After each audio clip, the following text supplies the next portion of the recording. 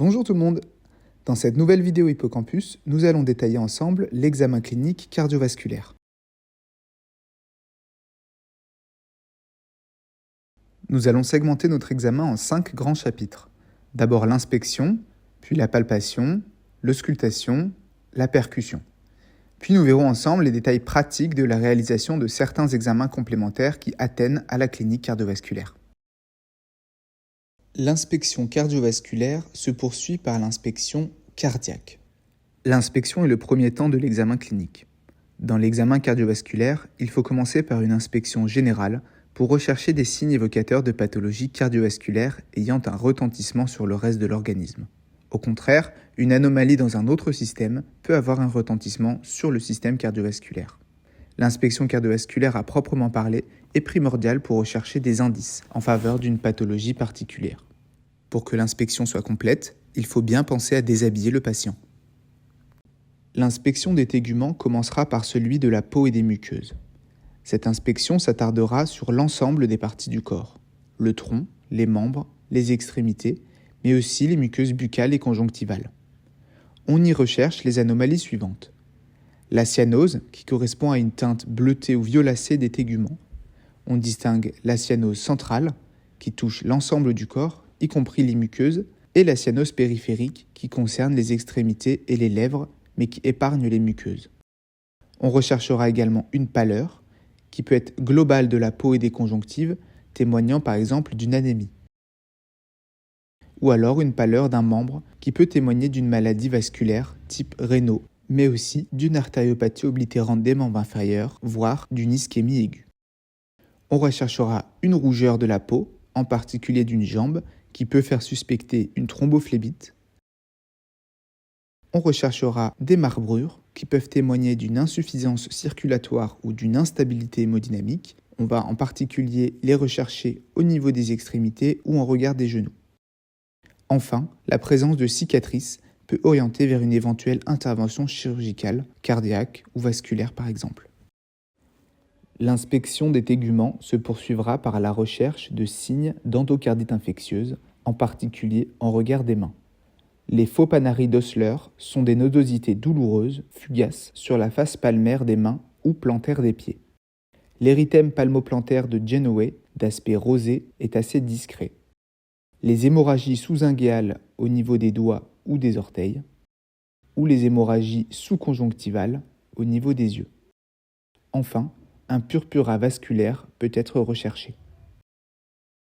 L'inspection des téguments se poursuivra par la recherche de xanthomes. Les xanthomes correspondent à des dépôts de cholestérol au niveau des téguments. On en retrouve plusieurs types. L'arc cornéen juvénile, ou xanthome cornéen, est un arc d'aspect blanc grisâtre ou jaunâtre à la périphérie de l'iris. Le xanthelasma est une tache plane ou une papule de teinte jaune qui siège autour de l'œil, le plus souvent sur l'angle interne ou externe des commissures palpébrales.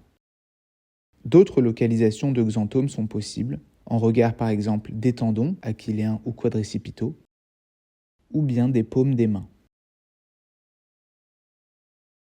L'inspection des téguments se poursuivra par la recherche de troubles trophiques, en particulier au niveau des jambes et des pieds. Les ulcères peuvent être veineux ou artériels, et les différences entre ces deux types s'affichent sur le tableau suivant.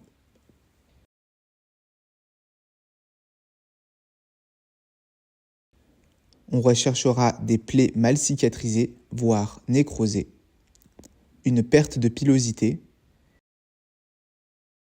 ou bien un intertrigo qui correspond à une inflammation des plis cutanés. Ils peuvent se retrouver au niveau abdominal, sous-mammaire ou en regard des commissures inter-orteils. D'autres éléments sémiologiques peuvent être importants à rechercher dans l'inspection générale.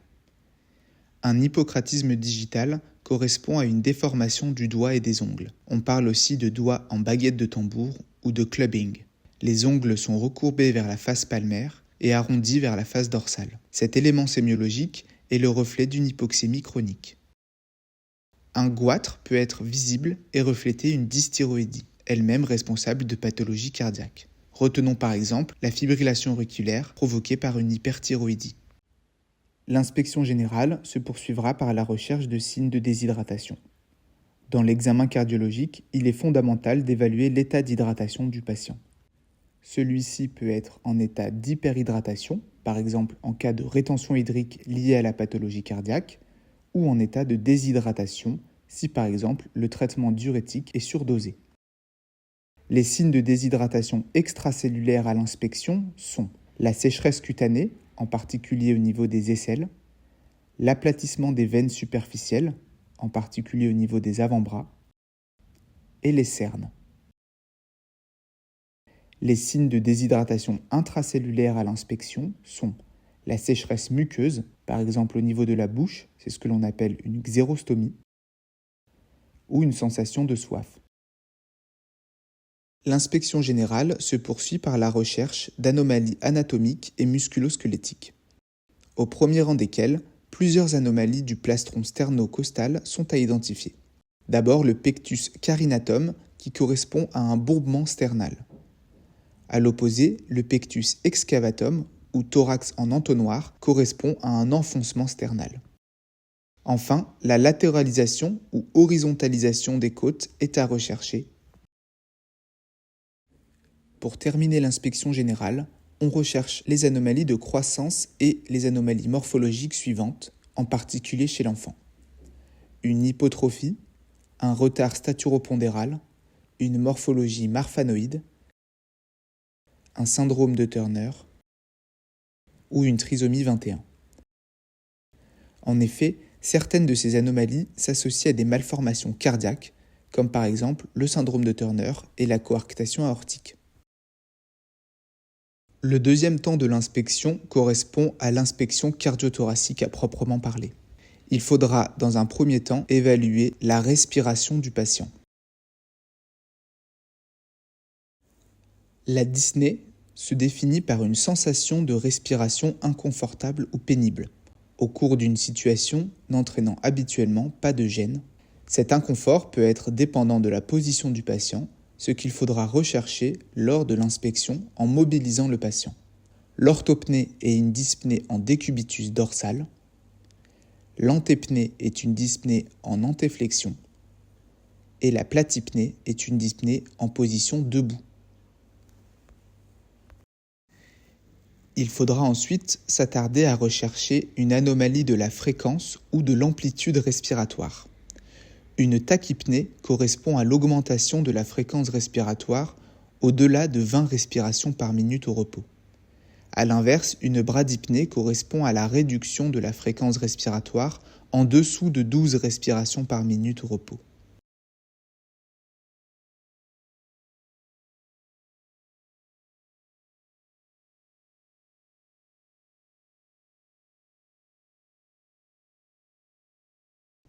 L'hyperpnée correspond à une augmentation de l'amplitude du volume courant.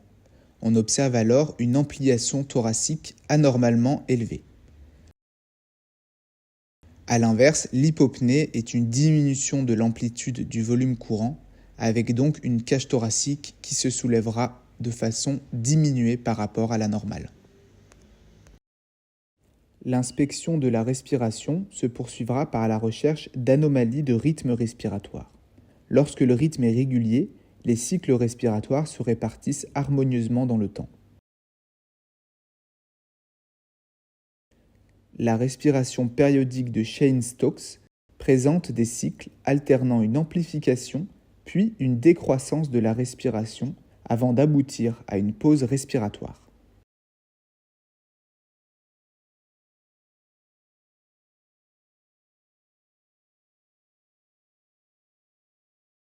La respiration de Kussmaul, quant à elle, est lente, régulière et profonde, avec une pause en fin d'inspiration et une pause en fin d'expiration.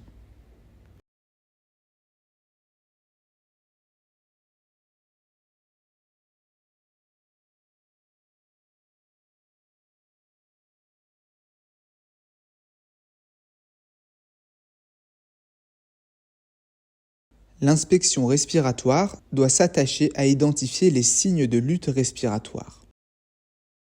Le tirage correspond à une visibilité anormale de la contraction des muscles inspiratoires. On va ainsi pouvoir identifier plusieurs types de tirage. Le tirage intercostal se retrouve au niveau des parois latérales du gris costal.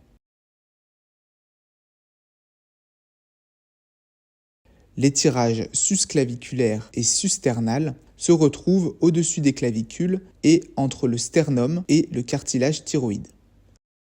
Enfin, le tirage xiphoïdien se retrouve en dessous du sternum.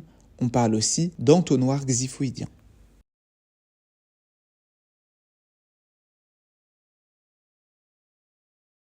La respiration abdominale paradoxale, que l'on appelle aussi le balancement thoraco-abdominal, est une contraction des muscles abdominaux au temps inspiratoire, visualisée par le recul de la paroi antérieure de l'abdomen pendant l'inspiration. On observe alors une alternance entre l'ampliation thoracique et l'ampliation abdominale. Enfin, le battement des ailes du nez se caractérise par une dilatation de l'orifice des narines à chaque inspiration. L'inspection respiratoire doit toujours rechercher des signes d'hypercapnie. Ces signes sont pratiquement tous détectés à l'inspection et sont primordiaux à rechercher. Les troubles de la conscience à type de somnolence ou coma peuvent être évalués par le score de Glasgow. La présence de sueur, en particulier au niveau de la face, est également un signe d'hypercapnie. Enfin, l'astérixis ou flapping tremor correspond à une perte brutale du tonus des extenseurs de la main. On peut le retrouver lorsque le patient réalise une extension active des poignets. Il est également possible de sensibiliser ce test en appliquant une extension forcée des poignets du patient. Cet astérixis est retrouvé lors de l'hypercapnie, mais peut également se retrouver dans d'autres situations d'encéphalopathie, par exemple l'encéphalopathie hépatique. L'inspection respiratoire se terminera par la recherche de signes d'insuffisance respiratoire chronique.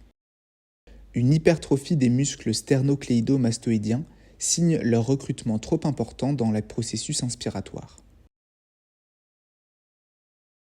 L'expiration à lèvres pincées permet de maintenir une pression expiratoire positive et permet ainsi d'éviter le collapsus des voies aériennes.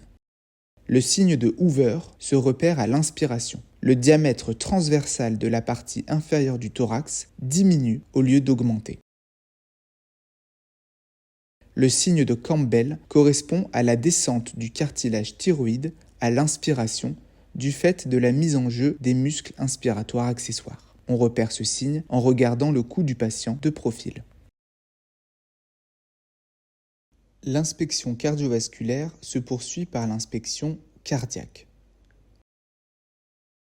À son siège normal, le choc de pointe est situé le long de la ligne médioclaviculaire entre le 4e et le 5e espace intercostal gauche. Il peut ne pas être visible à l'inspection, notamment en cas de surpoids.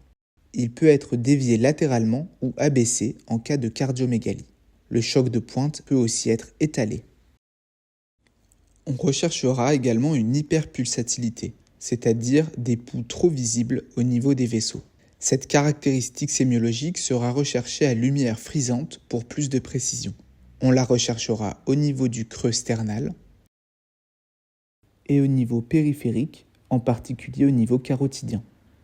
Cette hyperpulsatilité carotidienne est un signe d'insuffisance aortique. L'inspection cardiovasculaire se poursuit par l'inspection veineuse. Au niveau des membres inférieurs, on s'attardera sur plusieurs points. La présence de varices, qui sont des veines superficielles dilatées au-delà de 3 mm en position debout avec un trajet tortueux. Les télangiectasies et varicosités qui, elles, font moins de 3 mm, en particulier les veines réticulaires de l'arche plantaire et des régions malléolaires, ce que l'on appelle le corona phlebactatia. La dermite ocre correspond à des dépôts pigmentaires faisant suite à une extravasation de sang. L'aspect est celui d'un placard pétéchial pigmenté, des petites taches brunes. Un membre inférieur avec un aspect inflammatoire peut témoigner d'une thrombose veineuse profonde.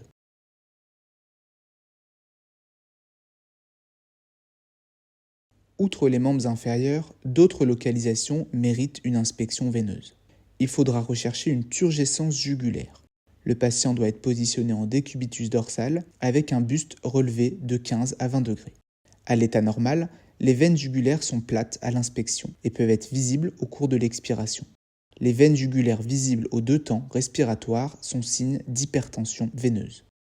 On en profitera pour rechercher la présence d'un pouls jugulaire. Celui-ci est en faveur d'une hyperpression des cavités droites. Au niveau de la région latérothoracique, la visibilité d'un réseau veineux suggère une circulation collatérale évocatrice d'une thrombose de la veine cave inférieure. Pour terminer l'inspection cardiovasculaire, il faut rechercher la présence d'œdèmes.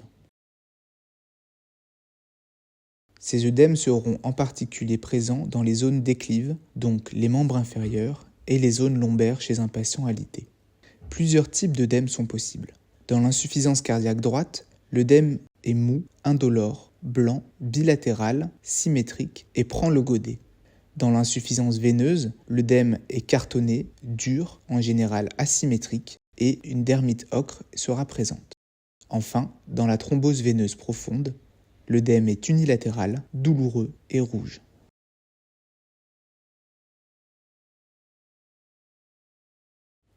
Le second temps de l'examen cardiovasculaire est consacré à la palpation. On réalise tour à tour la palpation cardiaque, la recherche des pouls périphériques, la palpation hépatique, la palpation des extrémités, de l'aorte abdominale et enfin des membres inférieurs.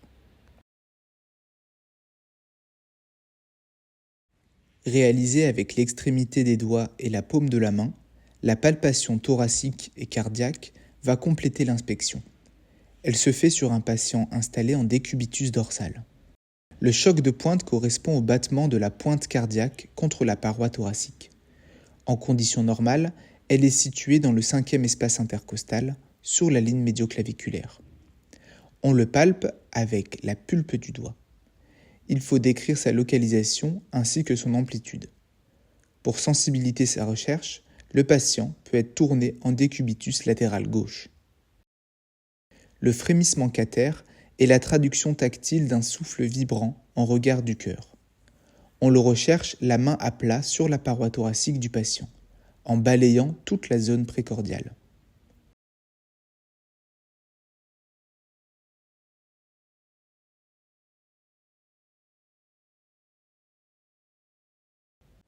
Le signe de Harzer est la perception anormale des battements du ventricule droit dans le creux épigastrique, au niveau de l'angle costo-xiphoïdien gauche. On le recherche en décubitus dorsal, jambes fléchies pour relâcher la paroi abdominale. L'examinateur vient placer le pouce droit sous la xiphoïde, main à plat sur l'abdomen. Le patient prend ensuite une inspiration profonde pour permettre à l'examinateur de palper le ventricule droit. Il faut s'attacher à rechercher de manière bilatérale et comparative les pouls périphériques et centraux.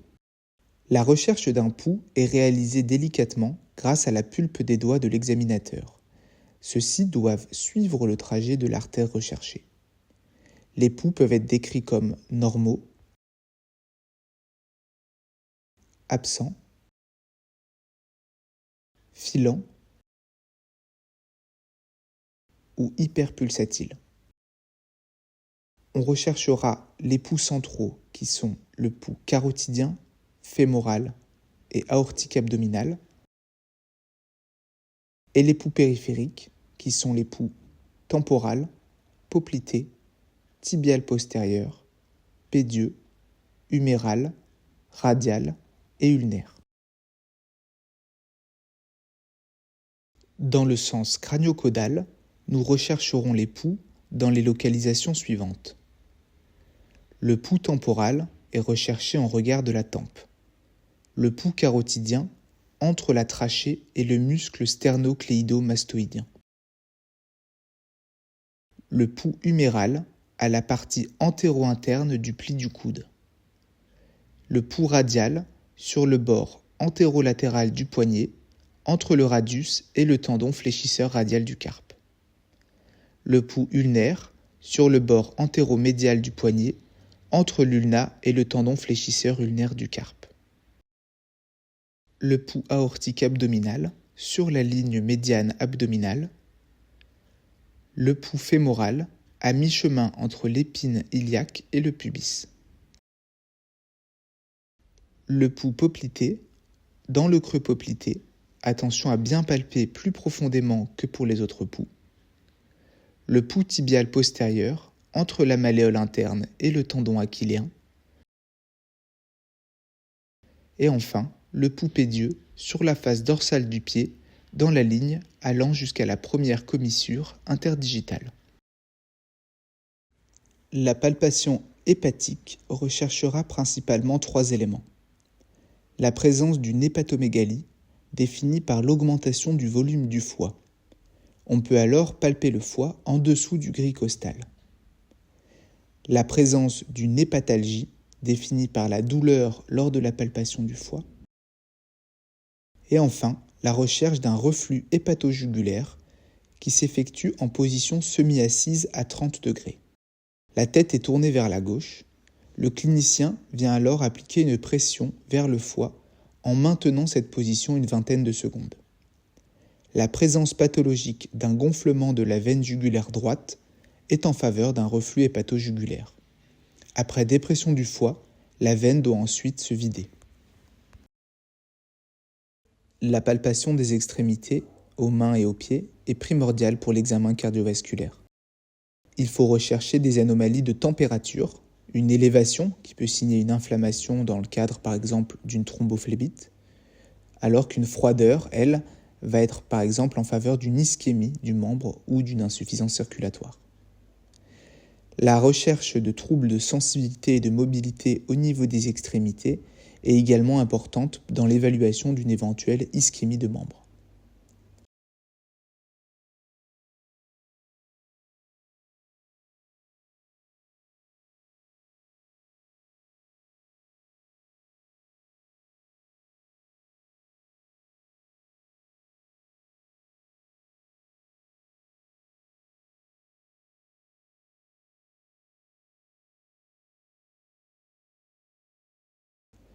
Le test de remplissage vasculaire, ou temps de recoloration cutanée, est un indicateur important de l'état hémodynamique du patient. Pour évaluer le TRC, appliquez une pression sur l'ongle du patient pendant 5 à 10 secondes. Cela afin de chasser le sang des capillaires. Relâchez ensuite la pression et comptez le temps nécessaire pour que la pulpe retrouve sa coloration antérieure. Un TRC normal est inférieur à 3 ou 4 secondes. En cas de traitement diurétique, il arrive que le patient se déshydrate un peu trop et qu'il faille alors diminuer les doses. Le pli cutané est un signe clinique de déshydratation extracellulaire. Il est recherché en pinçant doucement la peau du dos de la main et en relâchant. Si la peau revient immédiatement en place, il n'y a pas de pli cutané.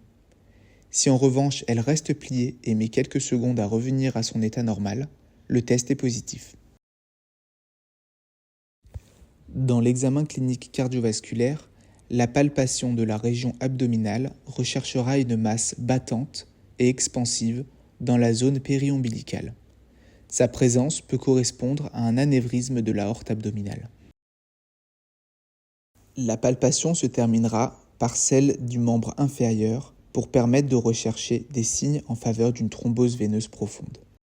La douleur peut être présente sur le trajet veineux profond lors du balancement du mollet.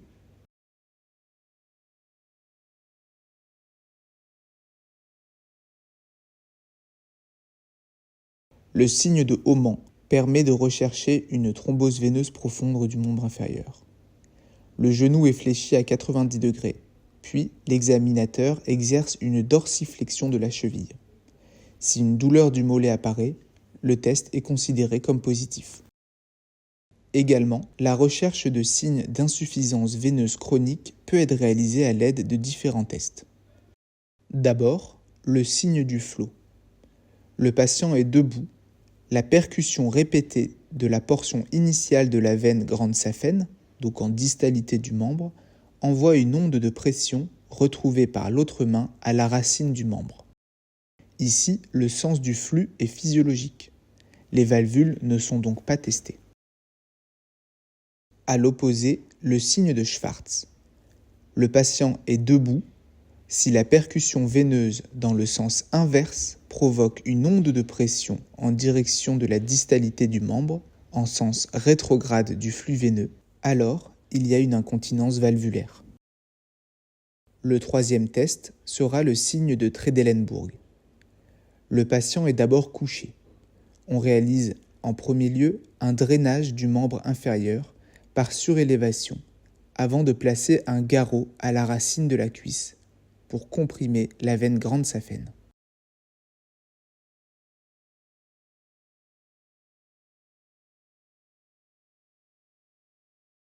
On met alors rapidement le patient debout avant de retirer le garrot. En conditions normales, les veines doivent se remplir lentement de la distalité vers la proximalité. C'est le sens physiologique. Et l'ablation rapide du garrot n'a aucun effet. En cas d'incontinence de valvule ostiale saphène, en proximalité du membre, l'ablation du garrot provoque un remplissage brutal de la veine saphène. L'auscultation est le troisième temps de l'examen cardiovasculaire. Il va donner des informations capitales sur l'état du cœur, de ses valves, mais aussi des vaisseaux périphériques. L'auscultation cardiaque doit être réalisée dans un endroit calme à l'aide d'un stéthoscope. Pour ausculter le patient, le clinicien se place à sa droite. Le pouls radial sera pris de manière simultanée pour repérer la systole. L'auscultation va s'attarder sur l'écoute du cœur à 4 foyers distincts. Le foyer mitral est localisé à l'apex du cœur. Il est par conséquent appelé foyer apexien. Il est repéré à l'aide du choc de pointe, de sièges variables, mais généralement le long du 4e ou 5e espace intercostal gauche sur la ligne médioclaviculaire. Le foyer aortique est localisé au 2e espace intercostal droit proche du sternum. Le foyer pulmonaire est localisé au 2e espace intercostal gauche proche du sternum. Enfin, le foyer tricuspidien est situé au niveau de l'appendice xiphoïde. Il faudra, lors de l'auscultation cardiaque, définir le rythme, régulier ou non, et la présence de souffle. L'auscultation se fait d'abord en décubitus dorsal, puis latéral gauche, et enfin assis. Ces différentes positions peuvent révéler une anomalie auscultatoire inaudible dans les autres positions.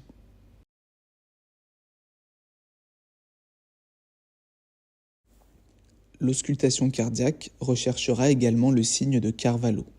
Ce signe correspond à l'augmentation nette après inspiration profonde et à la diminution après expiration du souffle systolique xiphoïdien de l'insuffisance tricuspidienne.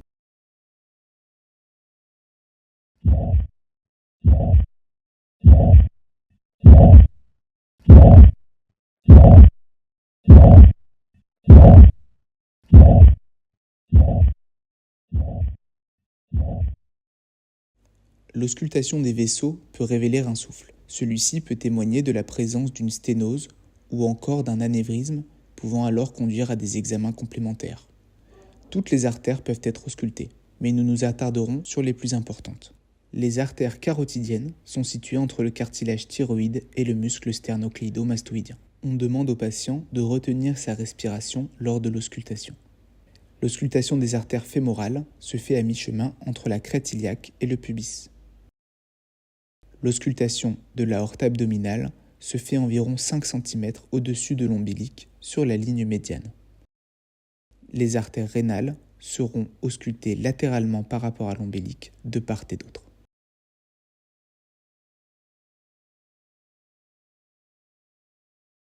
Le quatrième temps de l'examen cardiovasculaire est réservé à la percussion. Cet examen est certes plus court, mais important pour juger d'une éventuelle surcharge hydrique que l'on retrouve dans certaines pathologies cardiovasculaires. La percussion abdominale est réalisée patient en décubitus dorsal. L'examinateur vient percuter son propre doigt pour faire résonner la zone examinée sous-jacente. Il faut bien veiller à percuter l'ensemble de la région abdominale. En règle générale, l'abdomen percuté présente un tympanisme. En cas de matité, elle permet de suspecter un épanchement d'acide. La percussion thoracique se réalise patient assis et dos au clinicien. L'examinateur vient percuter son propre doigt pour faire résonner la zone examinée sous-jacente. La percussion de la cage thoracique se fait de haut en bas et de manière bilatérale et comparative. Il existe différentes anomalies de la percussion pulmonaire. La présence d'une matité est évocatrice d'épanchement pleural liquidien, ou bien d'atélectasie.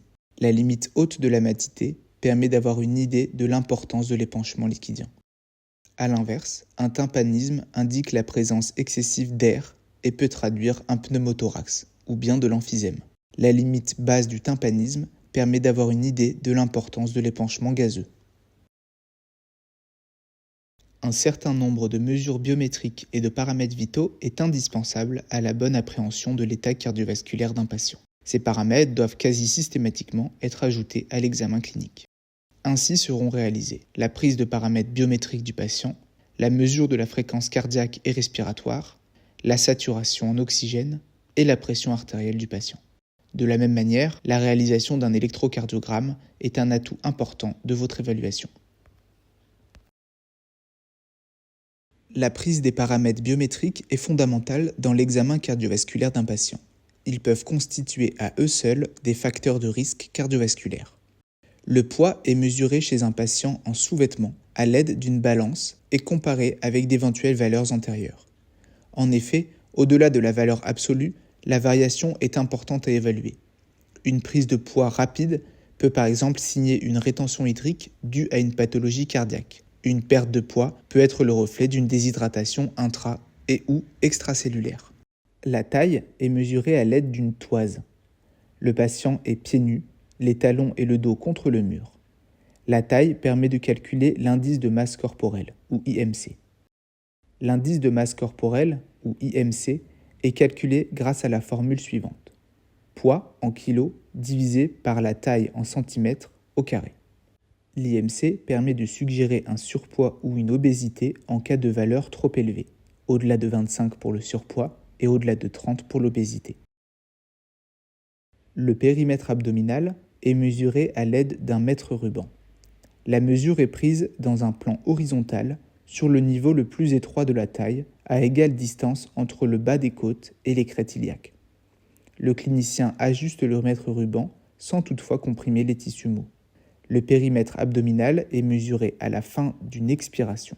Une valeur supérieure à 102 cm chez l'homme et 88 cm chez la femme définit une obésité abdominale. La mesure de la fréquence cardiaque s'effectue en comptant le nombre de battements par minute. Pour cela, il est possible de compter le nombre de battements entendus au stéthoscope lors d'une auscultation cardiaque. Plus simplement, on peut compter le nombre de battements palpés au niveau du pouls radial du patient.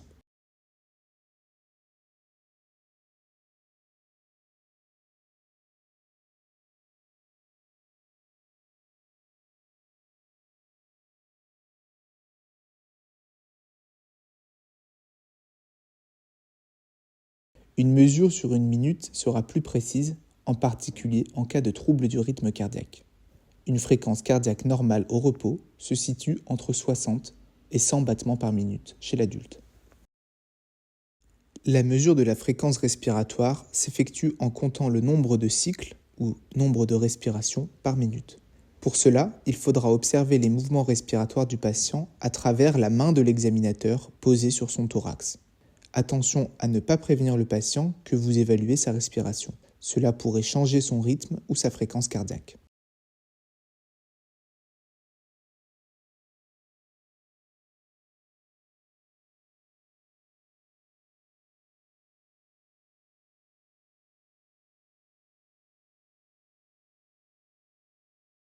Une mesure sur une minute sera plus précise, en particulier en cas de rythme irrégulier. Une fréquence respiratoire normale au repos se situe entre 12 et 20 cycles par minute chez l'adulte. La mesure au lit du patient de la saturation en oxygène est réalisée à l'aide d'un saturomètre ou oxymètre de pouls. Cet appareil sera placé sur un doigt du patient avec le capteur en regard de l'ongle. L'oxymètre peut être pris à défaut en cas de présence de vernis à ongles, de sang ou de souillure du doigt. On pourra alors essayer de placer le capteur sur un orteil ou bien sur le lobe de l'oreille. Une saturation normale au repos se situe entre 95 et 100%. La mesure de la pression artérielle est réalisée dans les conditions suivantes. Elle se fait chez un patient en position assise ou couchée, après au moins 5 minutes de repos et à distance d'un effort physique ou de la consommation de café et de tabac. Elle se réalise à l'aide d'un brassard adapté à la taille du bras et placé à hauteur du cœur. Le brassard est placé autour du bras, juste au-dessus du coude, environ 2,5 cm de la fossette cubitale.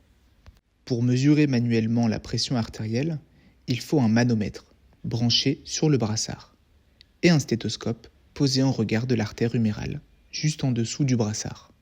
Le brassard est gonflé jusqu'à environ 200 mm de mercure, puis dégonflé progressivement, à hauteur de 2 à 3 mm de mercure par seconde. La valeur de la systole correspond à la pression à laquelle le premier bruit de Korotkov est audible.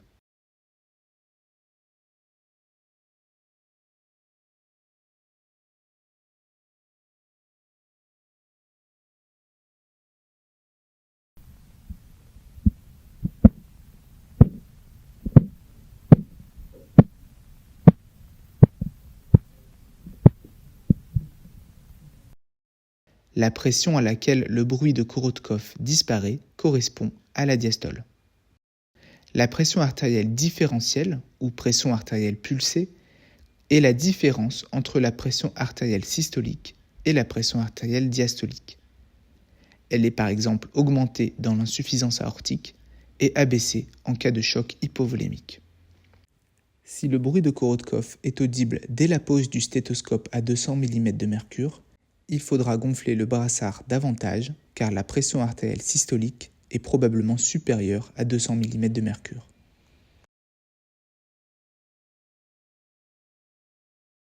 Il existe également des tensiomètres automatiques qui réalisent seuls la mesure de pression. Il faudra néanmoins bien s'assurer de la position du brassard et du patient lors de la mesure. Pour obtenir une valeur de pression artérielle, on réalise 3 prises de pression artérielle. La première permet une approximation et les 2 suivantes sont notées. Leur moyenne sera alors retenue comme mesure. Une pression artérielle normale au repos est inférieure à 140-90 mm de mercure.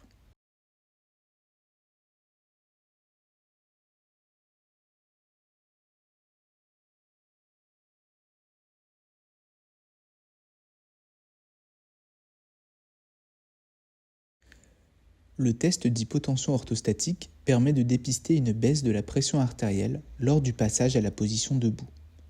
Sa réalisation comprend les étapes suivantes. Une première prise de tension se fait au repos et au calme. On demande alors au patient de se mettre debout. Une deuxième prise de tension est réalisée immédiatement après le lever. Une troisième prise sera réalisée 1 minute après le lever. Et enfin, une quatrième prise sera réalisée 3 minutes après le lever. Le test s'avère positif en cas de diminution de plus de 20 mm de mercure de la pression artérielle systolique et ou plus de 10 mm de mercure de la pression artérielle diastolique et ou une pression artérielle systolique inférieure à 90 mm de mercure lors d'une de ces mesures. En cas de lipothymie lors de la verticalisation, le diagnostic peut également être posé.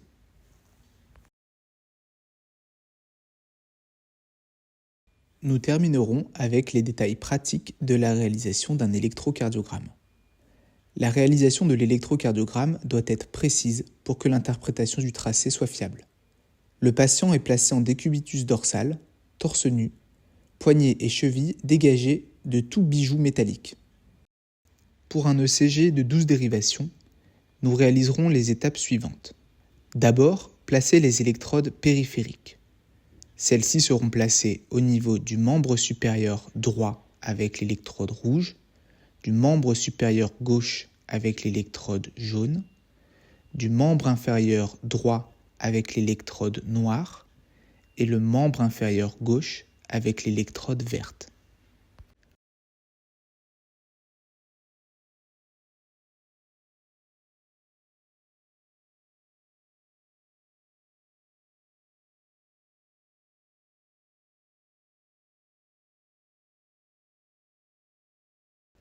On placera ensuite les électrodes précordiales sur le torse. V1 sera placé à droite du sternum en regard du 4e espace intercostal, V2 à gauche du sternum en regard du 4e espace intercostal, V4 sera placé en regard de l'intersection de la ligne médioclaviculaire et du 5e espace intercostal gauche.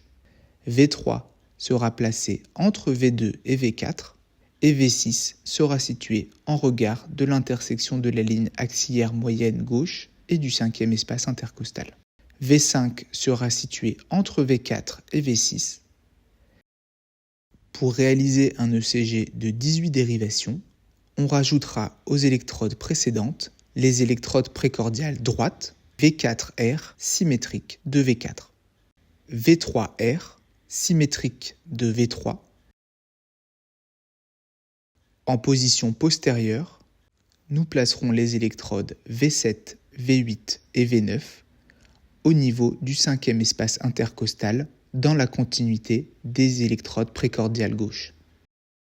Tout tracé électrocardiographique doit comporter une date et heure d'examen, l'identité du patient, nom, prénom et date de naissance, ainsi que 12 dérivations, 6 dérivations périphériques, AVR, AVL, AVF, D1, D2 et D3, ainsi que les 6 dérivations précordiales, V1 à V6. En cas de CG 18 dérivations, nous rajouterons également les dérivations droites et postérieures.